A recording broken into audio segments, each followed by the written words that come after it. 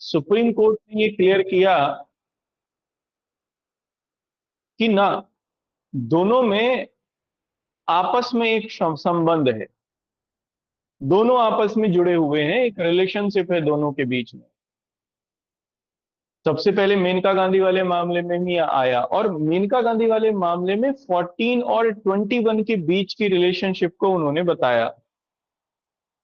हालांकि आ, इसके बाद ही, मतलब इसके गांधी से पहले ही, हालांकि अनवर अली सरकार वाले मामले में से ही शुरू हो जाती है 14 और 21 के बीच का संबंध, लेकिन फाइनली ये डिफाइन हुआ मेनका गांधी में ही।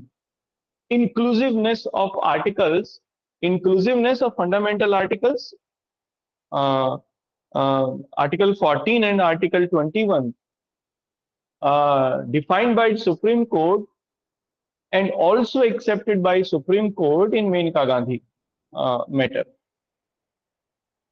लेकिन 21 और 19 के बीच में किसी तरीके का अभी तक कोरिलेशन नहीं था।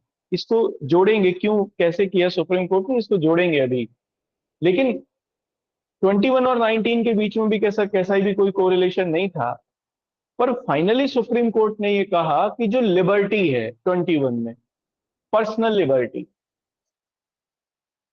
वो डिफाइन की गई है 19 में।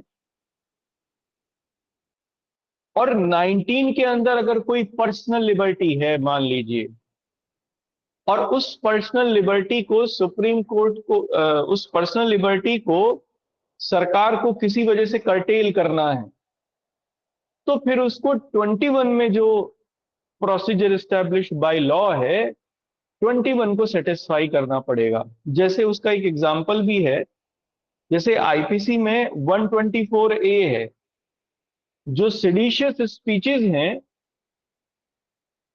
उनको लेकर पनिशमेंट है 124A में। लेकिन 19 में, 1A में राइट टू स्पीच, एक फ्रीडम ऑफ स्पीच एक फंडामेंटल राइट है। तो अगर सेडिशियस स्पीच को या स्पीच को ही, फ्रीडम ऑफ स्पीच को ही क्रिमिनलाइज करना है मान लीजिए सरकार को, तो फिर उसके लिए आर्टिकल 21 की जो पर्टिकुलर कंडीशन है उसको फुलफिल करना पड़ेगा। एक और एग्जांपल इसका ले सकते हैं, जैसे 19 में ही कोई व्यापार करने की छूट है, कोई भी वृत्ति कोई व्यक्ति कर सकता है, इसकी स्वतंत्रता है। लेकिन मान लीजिए कोई ऑब्सेंस टाइप का मटेरियल अगर कोई व्यक्ति बेचता है, सरकार उसको क्रिमिनलाइज कर सकती है, और शायद ये है भी आईपीसी में 292 सेक्शन है जिसमें पेनलाइज किया गया है।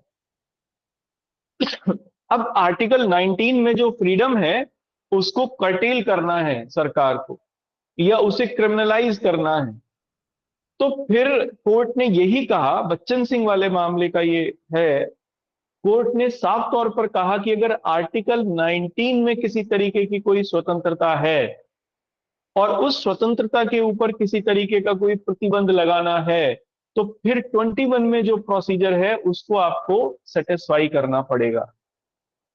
इस तरीके से 21 और 19 के बीच का एक अंतर संबंध बना। 14 और 21 के बीच का कैसे बना? मेनका गांधी वाले मामले में सुप्रीम कोर्ट ने यह कहा कि procedure establish by law must be just, reasonable and fair. हम लोगों ने ये देखा, ये ordinary procedure establish by law नहीं है, बल्कि due procedure establish by law है। और वो इसलिए due procedure establish by law है क्योंकि जो आर्टिकल 14 में रूल ऑफ लॉ की कॉन्सेप्ट है, उसमें लॉ, उसके अकॉर्डिंग लॉ रीजनेबल, जस्ट और फेयर होना चाहिए। जब रूल ऑफ लॉ के अंदर लॉ रीजनेबल, जस्ट और फेयर होना चाहिए, तो आर्टिकल 21 में भी जो प्रोसीजर एस्टेब्लिश बाय लॉ है उसमें भी the law must be reasonable, just and fair.